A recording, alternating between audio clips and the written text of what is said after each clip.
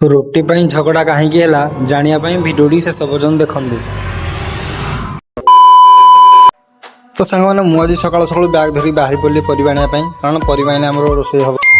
तो mini blogger 90 days challenge आज हूँ डे 34। तो आपने देखुए सब परिवर्तन रेडी अच्छी फल काटा बाकी अच्छी। तो मुझे जमारू भी डेरी नक फटाफट कटिंग लगी पड़ी कारण कटिंग सारे ही आइटम सब बाहर। तो कटिंग सरला नजर पड़ा मसला सेटअप उपर मसला भी किसी फाँका था। तो सब कम सरला समय होता 12:30। तो आमर ये आइटम भी किसी बाहर पड़ा दही बैगण भजा आलू पुटल तरकारी और डाली। तो ये नॉनभेज आइटम लगे ग्रेवी दरकार था ग्रेवीटा आम ये बरफ हो जाता जमार भी हो। तो तड़का भी आमर ये सरी जाता कम तड़का था। तो चना को सीटी देकी रखी कारण चना रेडी हो केवल आइटम। आज आम लंच था रुटी की चिली चिकेन। जदि आपको आज ब्लॉग टी भल लगी लाइक गोटे करेंगे। रोचे जय जगन्नाथ।